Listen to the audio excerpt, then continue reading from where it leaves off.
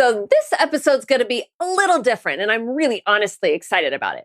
Two women from my Ambitious and Balanced group coaching program, Sarah and Sarah Ann, they basically came and took over the podcast. They sat down together, turned on the mic, and just talked to each other. No script, no questions from me, nothing. I didn't guide it.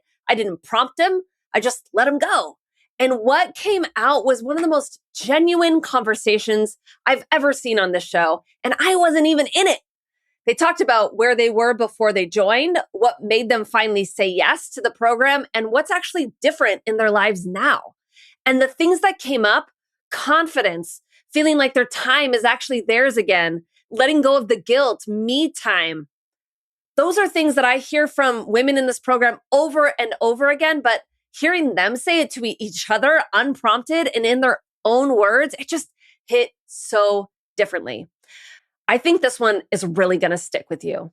And before we get into the episode, if you've been on the fence about joining one of the upcoming Ambitious and Balanced cohorts, let me suggest you do exactly what Sarah Ann did. Schedule a mental load reset call. This is going to give you just a taste of what coaching with me would look like one-on-one. We'll be able to talk about your life, your visions, your struggles, and create a specific plan for how to move forward. There's a link in the show notes to book your mental load reset. All right. Are you ready to hear from them? Let's get to it. All right. Hello, everyone. There's some new voices here today. We are some of Rebecca's clients taking over the Ambitious and Balanced Working Moms podcast today. So my name is Sarah Schlichter. I am a mom of three based in the Washington, D.C. area with a fourth on the way. And I'm so excited to talk to you today. And my co-host is also Sarah. So I'll let her go ahead and introduce herself. Hi, I'm Sarah Ann, and I am a mother of two little boys, 5 and 3. I live in the Cincinnati, Ohio, Northern Kentucky area. And actually, fun fact, it is my birthday. So just coming off of birthday season at my house, and we finish it off with the best for last, as I always say. Yes, what a special day. Thanks for joining us, Sarah. And tell us a little bit about what you do for work. I am a relationship manager at Key Private Bank. So essentially, I help high net worth families protect, grow, and leave a legacy for their wealth. How about you, Sarah? What do you do? I am a registered dietitian, and I'm not someone who works in a clinical hospital or anything like that. I do see some patients, but I more so do a lot of media and spokesperson work, food blogging. So I would say my food blog is sort of my main thing. Bucket List Tummy, where I share family-friendly and kid-friendly recipes. So I feel like all day, every day, I'm either making kids snacks or talking about feeding babies, feeding kids, trying to reduce stress for parents, and about to kind of go through it for the fourth time. So that's sort of my jam. Well, congratulations. Thank you. So Sarah, you have so many facets. I mean, I love the arts, the music, and the finance, of course. So take us back to last year or whenever it was that you really had a breaking point or started feeling overwhelmed, reached out to Rebecca. How did you find Rebecca? And what did that look like with whatever challenges you were facing? So I'm not getting paid by KeyBank to promote this, but I will say we have an awesome resource in our kind of like employee resource groups. And so our parents, Kabing is what they're called, had Rebecca come and host a session for us. And so that was when I was first introduced to her. And then I started watching her podcast, listening while I would take my walks. And eventually she offered around the holidays, there was a discounted consultation to, I think it was around like the holiday hustle and not getting all wrapped up in it. And yeah, I remember that. So I took her up on it. And for me, last Christmas, or just the holidays in general, unfortunately, I lost my brother-in-law on Mother's Day weekend last year. And it was also, my boys are a month apart with their birthdays, so we do a joint birthday party. So we found out at the birthday party because he didn't show up. The whole entire family was there. And so fortunately for my in-laws, they haven't experienced a lot of loss like I have. So I don't have a ton of family, so I'm very close to my in-laws. So I kind of have this, I think, innate quality inside of me that I want to make sure that everyone's having a fantastic holiday. And I think I had heightened that more around last Christmas because it's the first of the firsts. And I've gone through a lot of firsts. So I feel like I was an experienced warrior. I know like how I can make this a smoother holiday experience. And in reality, during my coaching call with Rebecca, it's like I can't believe I needed permission, but it's like I needed permission to not worry about it. Like, it's your holiday too. Why are you like doting on everyone and not enjoying your holiday? Go through the holiday break. The kids go back to school. You're going back to work, and you haven't even felt like you had a break. And you didn't really enjoy it. And so it was really kind of eye opening for me. And that's when I was then more interested in talking to her about some more ongoing coaching. And that's when I joined our group, our last cohort. So I'm really, really glad that I found it. So I guess I can thank my employer for that. How about you, Sarah? And I know that we kind of talked a little bit about how we came to know Rebecca, but tell us a little more.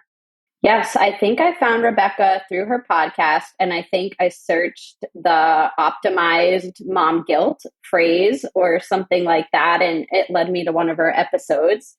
Like many moms, I'm sure, who can relate, I have felt mom guilt pretty much as long as I can remember, and unsure of where to go with it. Like knowing there's not really anything wrong with working with what you're doing.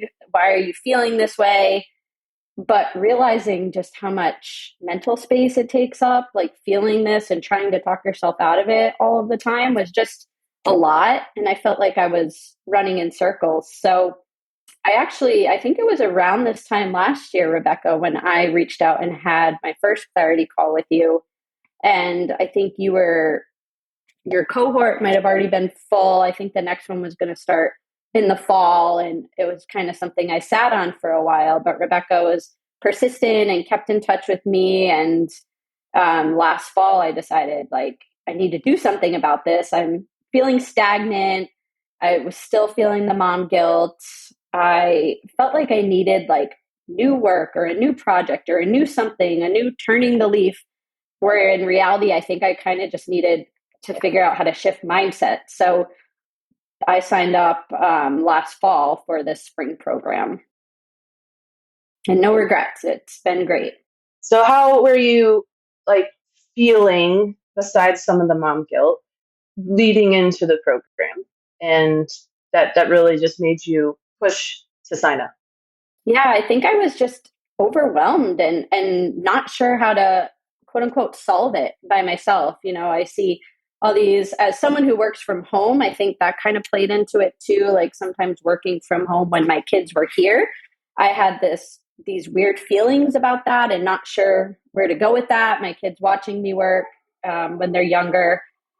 And it was kind of just something like, I love my work. I love what I do. And it's just not something I wanted to keep stressing about, for lack of a better term, and taking up mental energy. So I think it was kind of like I felt a breaking point. Like I wasn't able to come to a conclusion or solve it by myself, and realizing I needed some external coaching and help to do that. And how about you, Sarah? It sounds like there was a lot of maybe pressure you were putting on yourself for making the holidays great, maybe to make up for some of that trauma, which must have been so hard to go through. Yeah, I definitely was feeling a lot of that. In addition to, I think I never felt like I could take a breath. Like I wake up, I make the lunches, I make the breakfast. We all go carry her to school, and then we carry her to work. We hit it hard all day long, and then we turn around and go home and do it all again. And I was kind of just felt like really unbalanced and burnt out, and like I really couldn't continue to go on like that. Like something has to change, and I had gone to all sorts of therapy things, and yes, I've answered, and I know like in my brain like some of the things that I need to do and to help guide myself in the right direction when I sometimes get in a swirl. But I didn't ever have anyone really give me any tools. Like succinct tools, the way that I was able to get from Rebecca's program. And I think that for me was, I needed something that was tangible and could help me kind of get over that hump. Like I felt like I'd get better, I'd get almost over it, and then I'd kind of like fall back down and fall back into like the same cycle of feeling that way. And then I would work on it again, and then so I think really the program helped provide me tools to get over that threshold, to really feel like I have a toolbox and I know how to implement those tools to be more balanced and more present. Yeah. What about you, Sarah? I guess we'll kind of dive into, what did you get out of the program? What would you share with everyone that you think was big takeaways? Yeah. So for background, we started in January and there were maybe eight or nine of us together, which I had gone back and forth deciding is individual coaching what I need or group coaching. And I think honestly, I would have benefited from both. But what I loved about the group aspect was just, first of all, the solidarity of it. Many of us are struggling with many of the same things here. And yes, we all have a little different aspects of life and, maybe childcare and work hours, but in the essence of it, we're all kind of stressed and feeling unbalanced. So here we are. So I think it was great to kind of be in the room every week with women who understood it and, could say things in a different way or resonate with what we're saying. So that was really powerful. And I think some of the big takeaways for me was really becoming more clear. Like the clarity aspect, I think is one that we focus on a lot. And for me, it's like I've done value work before, like write your values down. And I kind of knew what was important for me, but like you were saying, Sarah, like I didn't know how to take that further. I didn't know the tools. So like, yes, owning a business is important to me, but like, then what? So I think becoming clear about that, becoming clear about work hours and non-work hours, and when I'm working, that's what I'm focused on. I'm kind of like putting maternal instincts to the side, and rather than thinking about both all day, every day. I think that was really, really powerful for me. And the self-confidence aspect. So really, we talk a lot with Rebecca, like these feelings are neutral. You don't, just because you have a doubtful feeling doesn't necessarily mean like you're doing something wrong. And I think kind of brainwashing myself into that and really like saying things and eventually starting to believe them was really, really helpful. So I think those were kind of some of my big takeaways. What about you? I would say for me, the kind of breaking your day up in work time, non-work time, me time, which I never really took very much of since I've had children, and one-on-one kid time. And until Rebecca kind of broke it down into those 4 buckets, like it's not rocket science, but it really helped me keep my boundaries on when I'm off, and when I'm on the one-to-one time with my child. I don't think or children never really took the time to like make that part of my day, but then how much more my bucket feels filled after doing that, and then putting the kids to bed and taking 30 minutes to myself to do whatever I want. Like I had to brainstorm activities to do in my me time, even though I have enough hobbies to fill someone's basement. Like it was just mind boggling because I never took me time after I had my first child. So it's been like, he just turned 5. So it's been 5 years. It's crazy. But for me, that was the most eye-opening aspect of the program besides the clarity. And as a result, I really do feel more confident and in all of my decisions around what I'm spending my time on. I think there was, similar to mom guilt, I had this inner dialogue that was probably wooding, coulding, shoulding myself all the time. Like, oh, I should be doing this other thing, or I could, it's all the time instead of just focusing my time. And I will say, I remember one of our group calls, we talked about, it's not needing more hours and more time in the day, it's spending that time more efficiently. And it's incredible. I've noticed a massive difference on how quickly and more succinct I make decisions at work and complete my work and feel at the end of the day, after I do the home to transition from work to home work, I feel completely accomplished. Like, yes, I set out, I wanted to do these things, I got them done, and my clients are happy, and I feel like I, had a great day, and then I go home and I'm a great mom at home. So it was, for me, those were the really, really big takeaways from the program.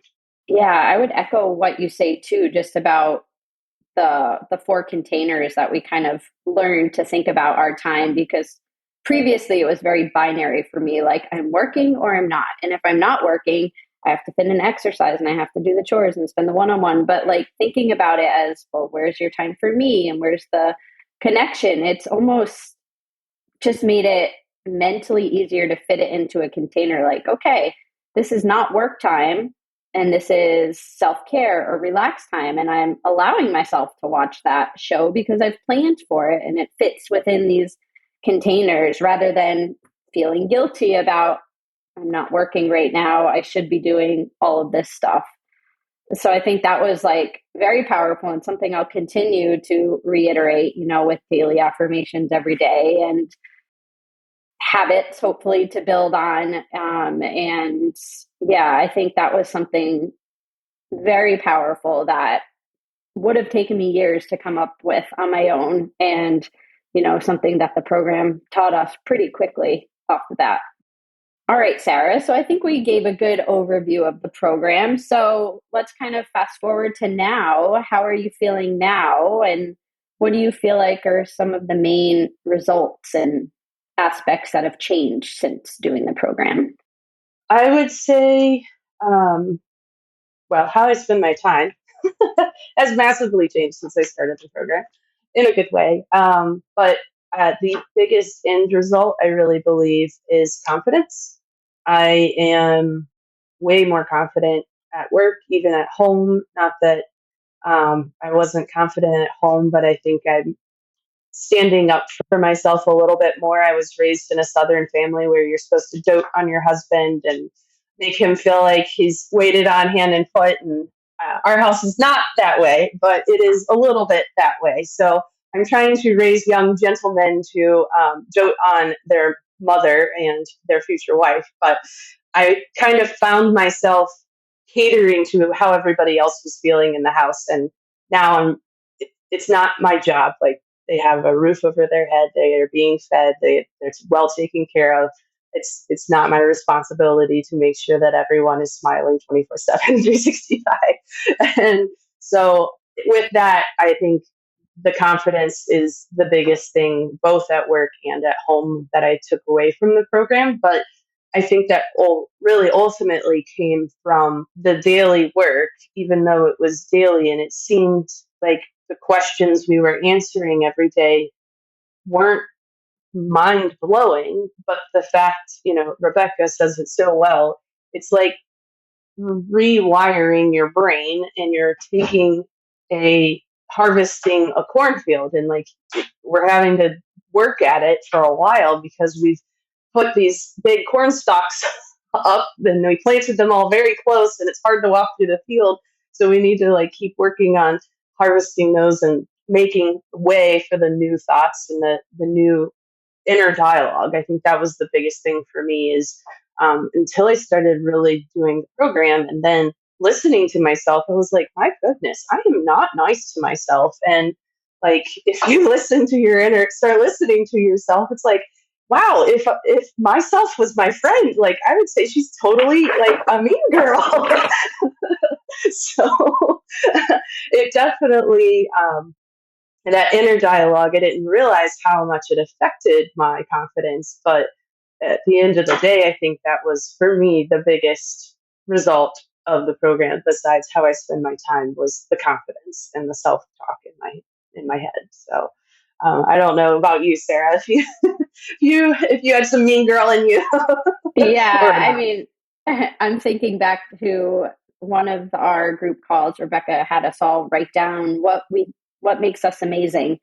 And it's kind of exactly with what you're talking about, because we all have that negative self-talk. I think part of it's just maybe innate, or feeling like we have to be perfect, which no one can live up to that standard, right? So when we make our list about what makes us amazing, we all kind of went around the group and read it off, and we're all saying, oh, I feel like Superwoman, like this sounds great, and really giving ourselves the pat on the back that we deserve. So yeah, I think that inner cheerleader was definitely nourished throughout this program for all of us. And I think seeing growth in each one of us, myself included, resonates so much with the cornfield analogy, and just the rewiring negative thoughts for myself in terms of like the mom guilt, like rewiring that into something more productive, because that's not doing anything for me. It's not making me feel great. I'm not doing anything wrong.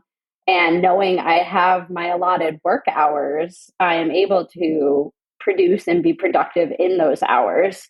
So self-confidence also in myself, in my work, in just in the process, knowing that it does take time to rewire thoughts, but taking the time to kind of challenge some of those negative thoughts that maybe we've believed for so long, that's been a really great, I think, change for me. And throughout the program, I shared often in our weekly calls, like, I'm just not feeling motivated. What do I do? And I think we all have days like that, but that can't be the impetus to just not do work. So realizing, again, kind of like feelings are neutral. And for me, planning ahead of time what I'm going to work on, whether I feel motivated or not, it's in the plan. I've already decided this, took away a lot of that mental energy too. And having you all as cheerleaders and, throughout the way for some of those harder days or emotional turmoil times, I think was really helpful. So yeah, I would reiterate the self-confidence. I would reiterate the rerouting negative thoughts, and I would just say I'm more intentional in general now, like more intentional about the time I'm working, more intentional about maybe what I can outsource, both home and work wise. And all of that is just kind of helping me feel more balanced in home and work life. Well, knowing that we got amazing things out of the program, was this the first time that you have done something like this where you've invested in yourself, or have you done something else that you've invested in yourself before? Tell us a little more about that, Sarah. Yeah, so I've done, the one-on-one therapy, and I've done the work kind of group masterminds. So, sort of investment a little bit on a different scale, but I felt like investing personally in these things was important. And I would say I've never invested like in my personal growth in such a way, never had a life coach or one-on-one coach in that aspect. So it was something, I was a little nervous to do, but I was very proud of myself, because it feels easier to invest in the business, but it feels harder to invest in myself for some reason. Like, even though as the mom of the household, we're caring for other people, we're doing so much, carrying so much of the mental load, we need nourishing too. So I think it was a really big step for myself, and I'm so glad I did it. And if listeners out there are afraid of taking that next step, it's definitely worth it to kind of go through a zone where you might feel a little less comfortable to grow. So I would urge you all to do that. What about you, Sarah? Have you invested in yourself in this way before? I'm not. I'm like you. I had gone to therapy and probably never really got that far, because by the time I either met someone that was helping me make progress, they moved on, or I moved on and got bored with it. And I kept feeling like I was rehashing the same things, and we weren't getting to the crux of, yes, I've had a lot of trauma in my life. Yes, that suitcase does need to be unpacked, and we can talk about that. But it just felt like, okay, but then what? Then what? And so having found Rebecca and in talking to her, kind of learning more about the program, it was kind of like, okay, wow. And I really I ended up going back to my husband and talking to him about it. He's like, well, you say that you need something like this, and here's this opportunity. And he's like, shouldn't be the barrier of doing this. And for me, it was an investment in myself, but I have no regrets. All right, Sarah, as we wrap this up, if you were to give one piece of advice to the listeners out there, a lot of the working moms, based on your experience, what would it be? Invest in yourself. It's worth it. I feel so much better since I've gone through the program, and I feel like I have tools to continue to grow and make my goals personally and at work achievable and conquerable. And it's worth it. Us working moms we take on a lot, and we often leave ourselves last. And so I'm giving you all permission to invest in yourself and to do it, because it's totally worth it. What about you, Sarah? What piece of advice would you give? I love that, Sarah. I think mine would be pretty similar. Mine would just be, don't let your negative mental mindsets or emotions or feelings about yourself or your situation hold you back from exploring kind of where you could be. Like, if there is a place you want to get to, allow yourself to go through that growth and exploration and curiosity to get there, because it's worth it. And you could wrangle with these thoughts for years and not get anywhere. But when you have an outside voice or outside group walking along with you, it's very powerful. And I think many of us tried to be the person we were before kids. And it's just the fact that we're different, we're changed, our situations are different now. And you may be able to accomplish the same amount, you may not. And either way, none of that is indicative of the kind of person you are. And I think we all deserve to feel good about our home life and our work life. So yeah, go chase it. So I know we talked about investing in ourselves, and, I think a great way to try it out, put your toe in the water, is Rebecca is offering the mental load reset calls. This is very similar to the call that I did around the holidays. 30 minutes consultation. I think it's something that it allowed me to get enough of the flavor of understanding kind of some things about myself and kind of get some good advice from an outside source, but then realize the impact of, okay, wow, that was just 30 minutes. Like, what if I did something else? So give it a try. I recommend that for all of the listeners out there. Yeah, I think that's a great opportunity. Well, I think with that, I know I hate to say it, but I gotta run. So it was great seeing you, Sarah and Rebecca. I hope you guys have a great day, and we'll see you later. Yeah, thanks, Sarah. And I think most of everything we talked about will be in the show notes for all of you listeners. Have a great day. One sec before you go.